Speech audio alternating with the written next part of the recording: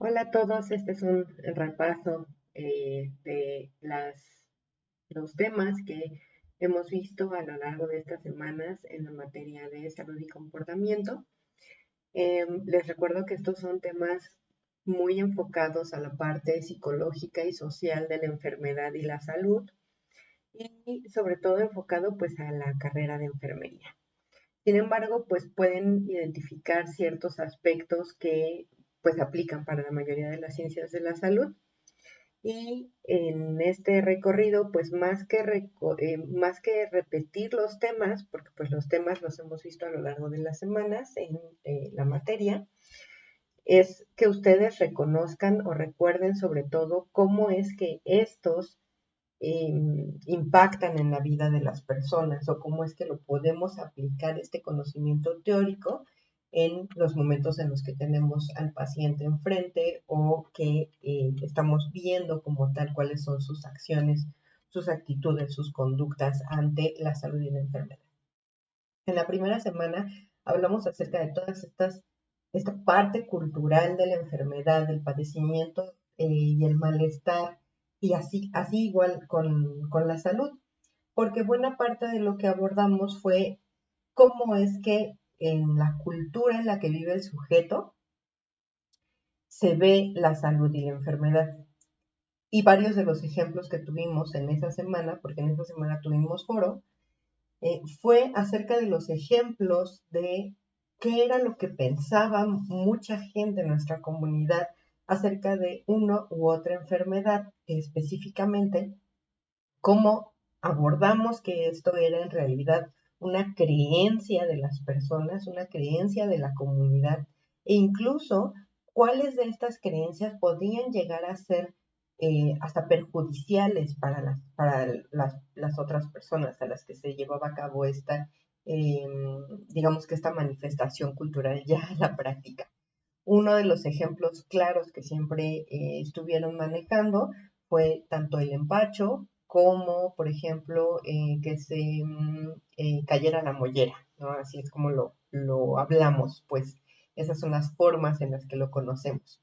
El empacho, que es esta parte de indigestión en donde las abuelitas, o al menos las que estuvieron cerca de mí, indican que se te pega la comida en el estómago y entonces te jalan el pellejo, ¿no? Ese es el tratamiento cultural, digamos. Entonces se hace un masaje con una especie de ungüento hecho y se hace el masaje, se jala lo que llaman el pellejo, que es básicamente la piel de la espalda, y se escuchan unos como tronidos y ellos entonces dicen que ya se te despegó el estómago. Digamos, en esta práctica no hay tanto problema, pero hay otras prácticas que se llevan a cabo que sí podría haber mucho más problema y que incluso platicamos, como por ejemplo cuando se les cae la mollera, que es básicamente el hundimiento de la fontanela en los bebés. Pues sabemos que puede ser por varias razones. La principal es deshidratación.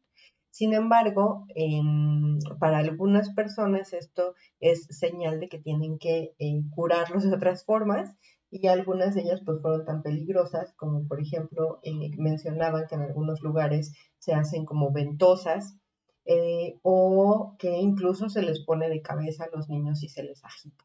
Entonces, bueno, pues claramente no son prácticas sanas y que incluso pueden llegar a poner en riesgo la vida del el niño como tal.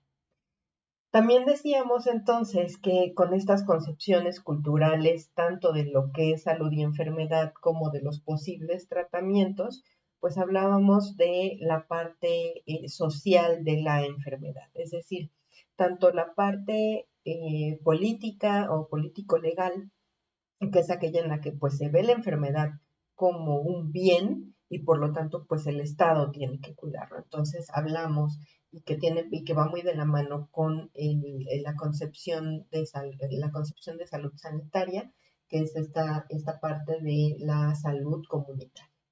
Entonces, en el aspecto político legal, pues decíamos, si es un derecho la salud y el Estado además lo ve como un bien y tiene que cuidarlo, pues entonces tendríamos que hablar acerca de las prácticas que se tienen que llevar a cabo en sentidos amplios para cuidar esta salud. Y buena parte de ello pues tiene que ver con la educación de la salud.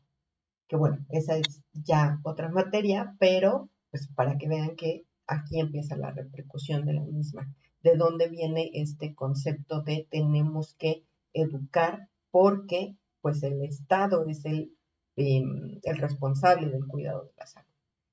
De la parte cultural también platicábamos, por ejemplo, ciertos fenómenos o eventos que sucedieron, sobre todo o que vimos mucho más notoriamente con la epidemia, porque entonces ya el toser, aunque pudiera ser por cualquier otra situación, pasa a ser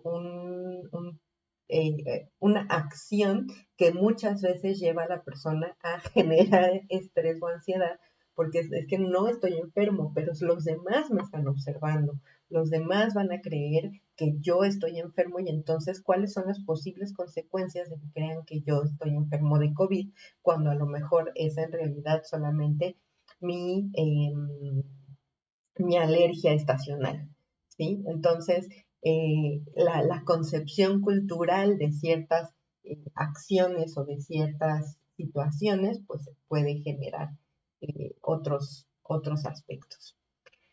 Y bueno, también hablamos acerca de otros aspectos con relación a ello, pero a lo que me quiero saltar para no hacer tan largo esto es la parte del sentido de la vida, porque la volvemos a retomar mucho más adelante, incluso ya casi al final, que es buena parte de lo que nosotros también abordamos, porque si la persona muchas veces pierde el sentido de vida, es decir, esa motivación, ese por qué estoy aquí, por qué estoy vivo, cuál es la razón por la que yo tenga que estar bien y tenga que trabajar y tenga que levantarme en la mañana, puede generar toda una serie de consecuencias que tienen que ver con todos los siguientes temas, que es que pierde la motivación, que entonces ya puede empezar a generar incluso cuadros depresivos, que genera incluso estrés, ansiedad, no solamente a sí mismo, sino a los que lo rodean, porque están viendo que está perdiendo esta motivación, que se está dejando eh, sin motivación alguna para levantarse en la mañana.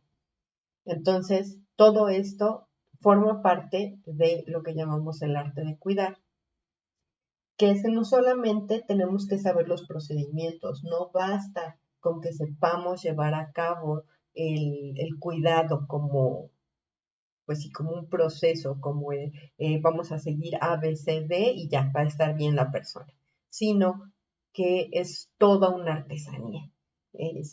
Yo les comentaba en el foro que una colega es justamente lo que dice, ¿no? Lo que hacemos es toda una artesanía. A algunos nos sale diferente, pero sigue siendo igual de hermosa. Si le ponemos la intención, por supuesto, que es básicamente el amor, el espíritu hacia nuestra labor como cuidadores de la salud.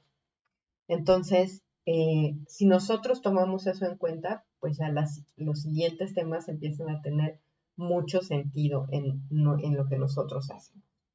Hablamos posteriormente de las conductas de la salud que tienen relación con la emoción y la motivación, pero vienen de la mano con el tema anterior por la cuestión cultural, los valores, los hábitos, las costumbres, ya no en la parte macro, es decir, ya no estamos hablando de toda la sociedad. Si empiezas a toser, cree que tienes COVID o el Estado es el que tiene que cuidar tu salud, sino ya a una parte más personal, ya pasamos de lo macro un poco más a lo micro y entonces empezamos a identificar estas conductas de las personas, cómo es que aprenden a llevar a cabo estas conductas de salud, si es que tienen ciertos estilos de vida que les benefician o que no les benefician, porque a final de cuentas sigue siendo el estilo de vida de la persona, pero empezamos a identificar claramente como cuáles son estas cosas que las personas llevan a cabo.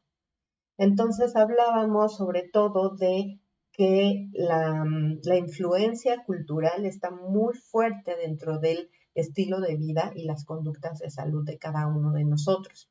Y el ejemplo claro y de lo que más hablamos en esta semana 2, realizando nuestra actividad de la semana, además de identificar adecuadamente los tipos, los modelos, el proceso de emoción y motivación, era como muy detenidamente lo que tenemos que hacer, el análisis de la influencia cultural en las conductas de salud. Y como les comentaba y como vimos, fue específicamente tomando en cuenta los ejemplos del mexicano, porque pues es el país en el que vivimos y probablemente la mayor parte de las personas que vamos a tratar confluyen en esta cultura o en lo que nos caracteriza muchas veces, que es buena parte de la alimentación, la forma en la que nos alimentamos y la forma en la que convivimos, lo que significa para nosotros, por ejemplo, la comida.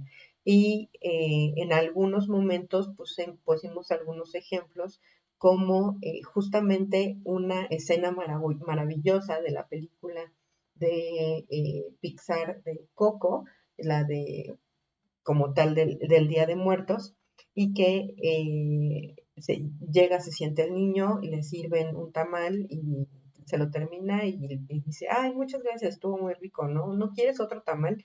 No, gracias. Y todo el mundo lo voltea a ver como bicho raro, como cómo es posible, la abuela se ve hasta dolida porque le dijeron que no quería otro tamal. Eso forma parte de nuestra cultura. O sea, de verdad nos vimos muchos reflejados ahí. La proyección fue magnífica porque es justamente este ejemplo de lo que hablamos acerca de la influencia cultural en los estilos de vida, los valores, los hábitos, las costumbres. Y nuestras costumbres están muy apegadas o tienen mucha relación con justamente la alimentación y con las actividades, el consumo de alcohol, por ejemplo, también. Entonces, pues claramente esta influencia cultural, pues sí va a afectar dentro de la salud de las personas. Y esos, pues básicamente son parte de los principales ejemplos que comentamos durante la semana. Después en la semana 3 pasamos a las necesidades básicas. A pesar de que comentamos como de forma general cuáles son las necesidades de la población, ya nos enfocamos a tanto la parte eh, teórica de la pirámide de Maslow, que es la pirámide de necesidades, más conocida, pero también hablamos acerca de las críticas hacia esta pirámide, porque si bien pues suena muy lógico, como decíamos, subir por esta escalerita de pirámide, en donde si tenemos nuestras necesidades básicas cubiertas, ahí como veíamos, por ejemplo, fisiológicas como respirar, alimentarnos, tomar agua, tener relaciones sexuales, dormir, ir al baño, si tenemos esas cubiertas, lo más lógico sería entonces que si ya tenemos estas necesidades, podríamos pensar en tener más. Y las siguientes necesidades, pues son las necesidades de protección, tener una casa, tener seguro nuestro ingreso, por eso el trabajo, por ejemplo, forma parte de la seguridad, el saber que si algo me pasa, entonces voy a tener mi, mi, mi programa de salud para que yo pueda ir y que me atiendan. Y si tengo eso cubierto, entonces puedo pasar al siguiente paso, que es la parte de afiliación, en donde ya puedo pensar en las relaciones con las otras personas, tener hijos, un perrito, etcétera, etcétera. Y ya a partir de ahí, bueno, reconocimiento y autorrealización. El reconocimiento que es, bueno, que los otros reconozcan lo que yo hago y yo también reconocer mis propios aciertos. Y ya la autorrealización, pues es como tal la necesidad de ser y en algún punto les comentaba que pues básicamente nunca se debería de cubrir porque si lo cubrimos, entonces perderíamos nuestra motivación de continuar. Ese es el punto al que queremos llegar, pero es el punto máximo. Si nosotros creemos que ya estamos autorrealizados, bueno, en ese momento en el que nos damos cuenta, bueno, ya lo hice, ahora, ¿y ahora qué? ¿Qué es lo que sigue? ¿No? Por ejemplo, igual les comentaba de la película de Disney, de Buscando a Nemo, cuando los peces al fin llegan al mar, los de la pecera del dentista, y están en las bolsas, y bueno, ¿y ahora qué? No, o sea, ya estaban ahí, pero ¿y ahora qué? Ese es el punto de la autorrealización, ¿no? Estás añorando ese momento, estás añorando ese evento, trabajas para él y cuando llegas a él dices, bueno, ¿y ahora qué? ¿Qué sigue? Ese es el punto. Motivación todo el tiempo, que la motivación siga para cubrir estas necesidades y sobre todo de la punta de la necesidad de autorrealización. Eh, Nos enfocamos más en la necesidad de afiliación porque es la que hemos visto que tiene como mayor influencia, sobre todo en lo que nosotros vemos en cuidado de la salud. Si las personas tienen esta necesidad mejor cubierta, si tienen un mejor grupo de apoyo, si tienen este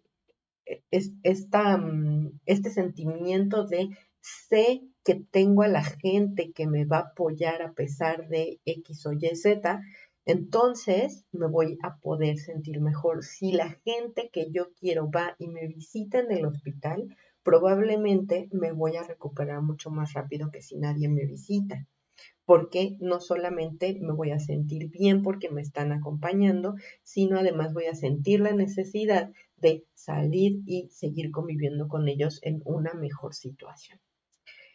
Por otro lado, también la necesidad de afiliación, o lo que veíamos es que muchas veces el sentirnos acompañados nos da como un buffering, una amortiguación contra la ansiedad que genera el estar en hospital o el estar en una situación de peligro, que como tal la situación de peligro pues es estar enfermos o la posibilidad de estar enfermos y que por eso estamos en hospital o necesitamos de tratamiento médico.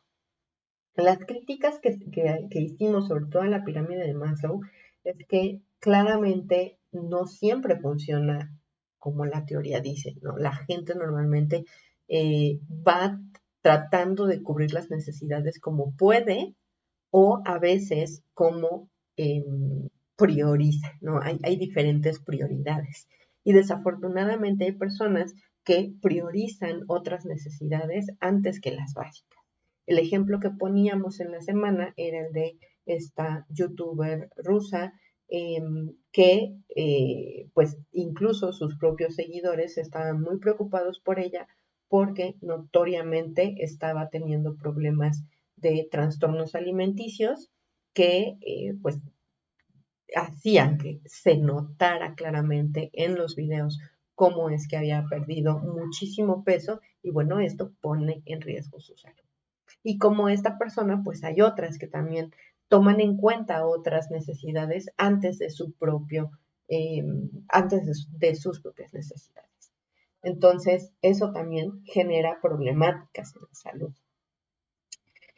Con respecto a la personalidad, bueno, hablamos acerca de como tal, qué es la personalidad, cómo se formaba, cuáles eran estas estructuras básicas. Algunas teorías del desarrollo de la personalidad nos enfocamos en dos, la psicosexual y la psicosocial, pero sobre todo abordamos que hay tipos de personalidad que se van haciendo, o a los que vamos más enfocados porque compartimos rasgos con estas otras personas. Son rasgos como muy amplios y bueno, los comentamos un poco porque además posteriormente los volvemos a abordar.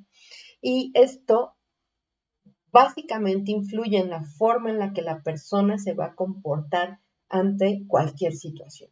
Y lo que a nosotros nos importa, digamos, es la forma en la que se va a comportar ante una situación que le genera ansiedad y estrés, que es la enfermedad. Porque cuando llegan al hospital o cuando llegan por una vacuna o un análisis, lo que sea, cuando están en tratamiento médico, la gente se ve ansiosa, estresada normalmente y va a actuar o va a tener ciertas respuestas dependiendo de la personalidad que tiene.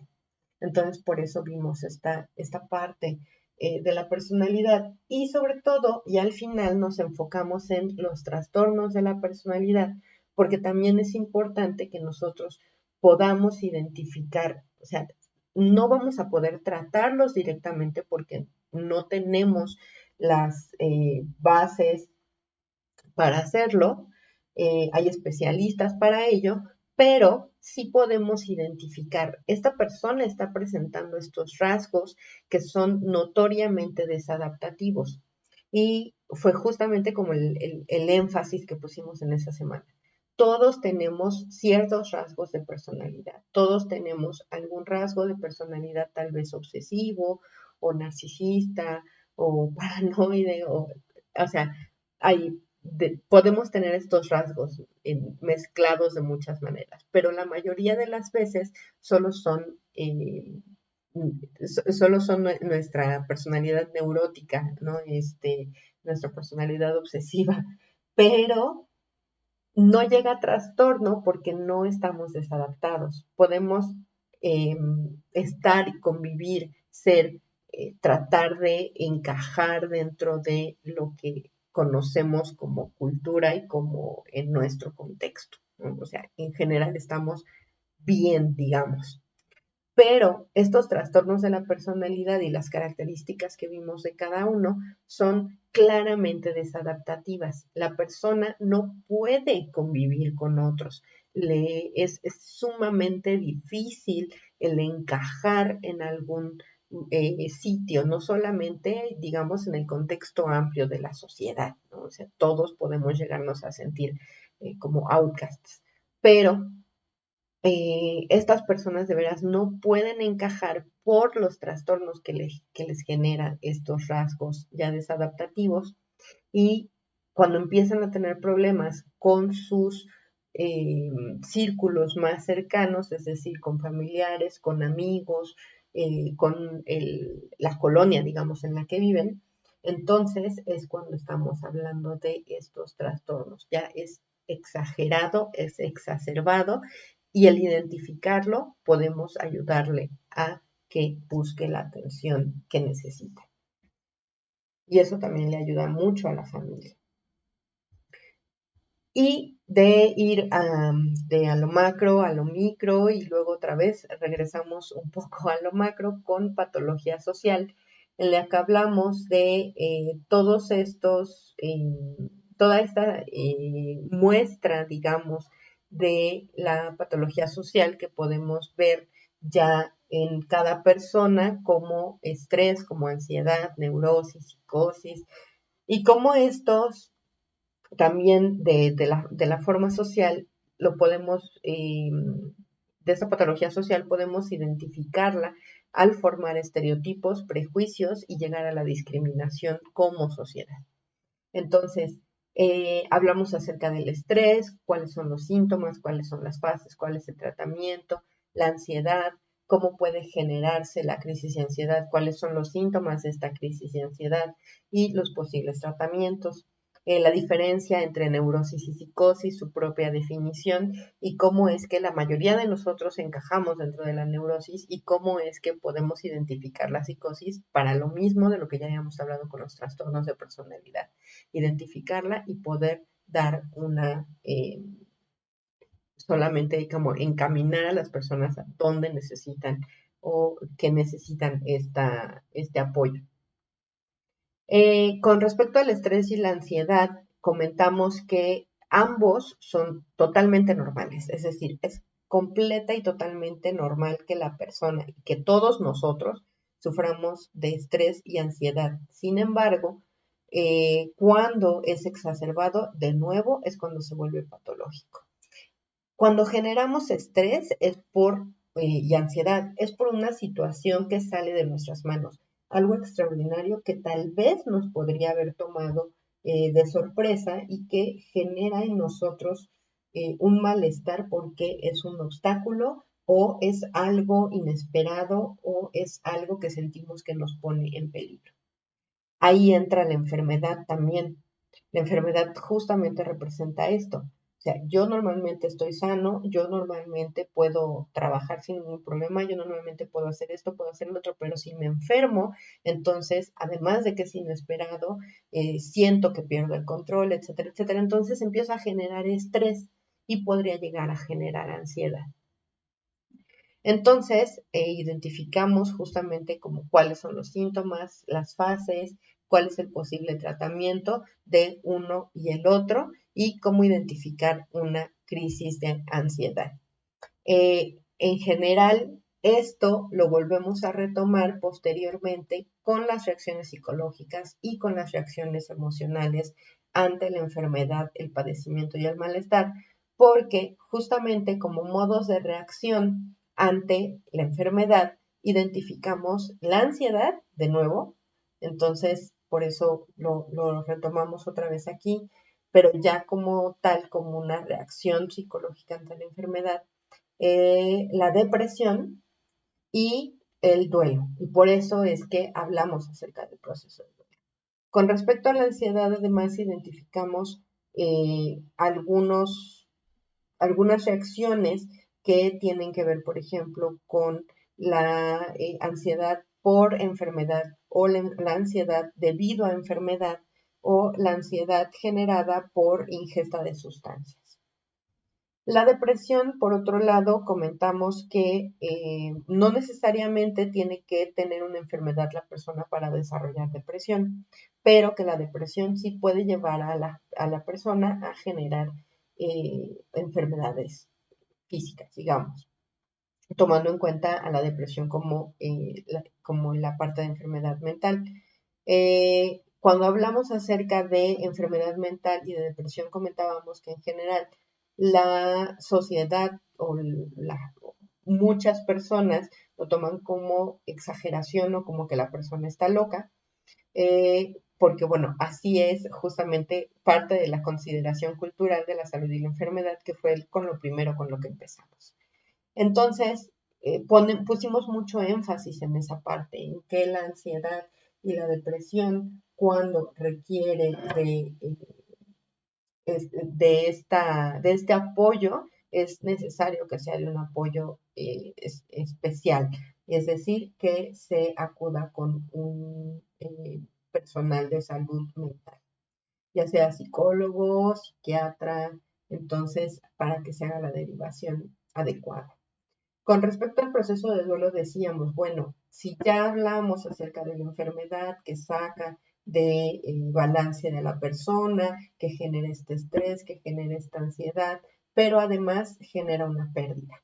Es decir, perdemos la salud y hay veces en que dependiendo de la enfermedad se puede llegar a perder mucho más que la salud.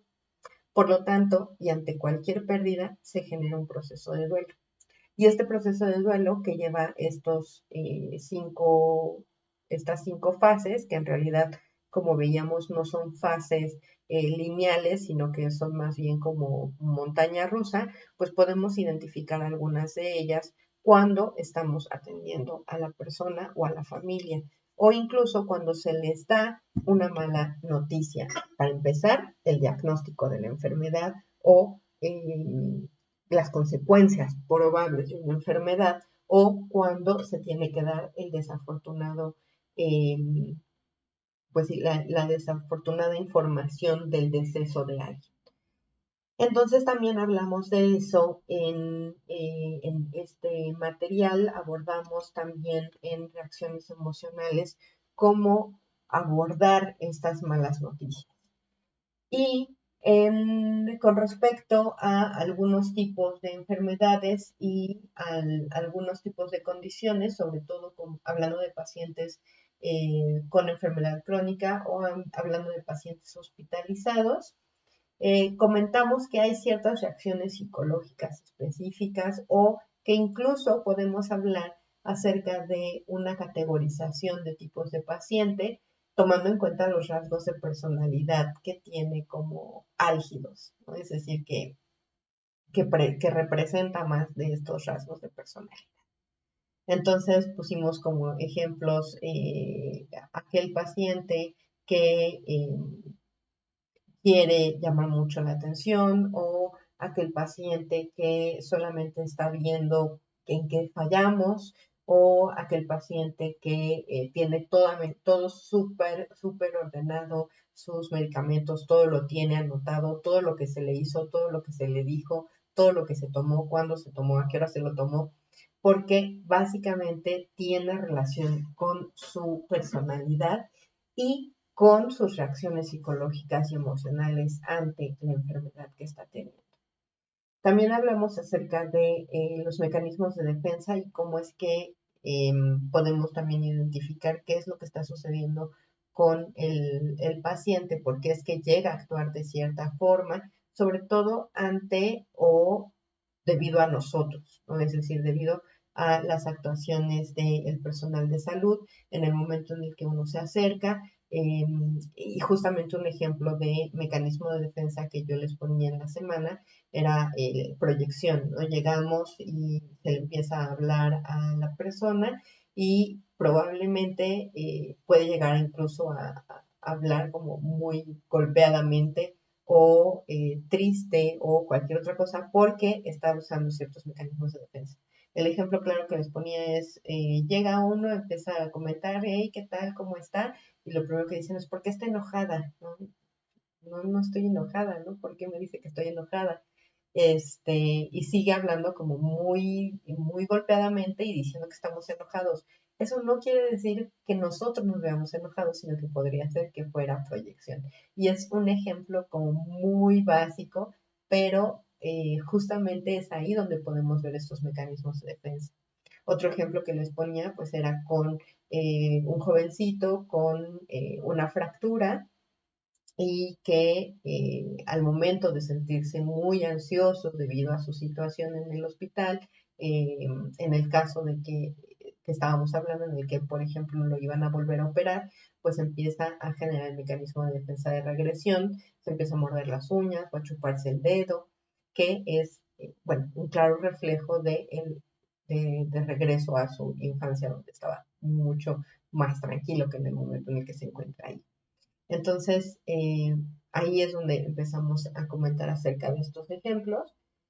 Y por último, dentro de las actuaciones de enfermería y de las varias formas de ayudar justamente a evitar, por ejemplo, la resistencia, que también forma parte de un mecanismo de defensa, pues están el valorar el cambio. Y dentro de valorar el cambio y de reencontrar el sentido de vida, encontramos el proyecto de vida, que es ayudarle a esta persona a encontrar de nuevo la dirección ante su propia existencia. Si es que no tenía un proyecto de vida o si el proyecto de vida cambió completamente debido a la enfermedad o debido a la situación médica en la que se encontraba.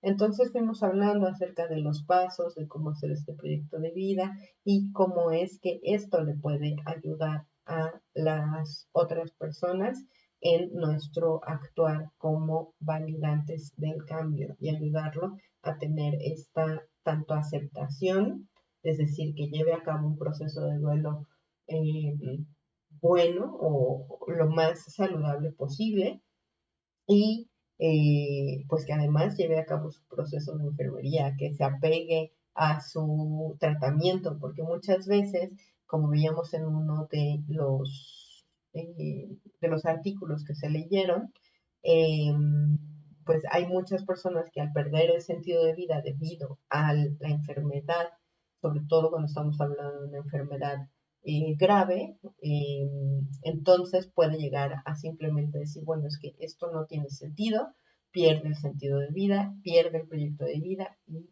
entonces no genera apego ante su tratamiento.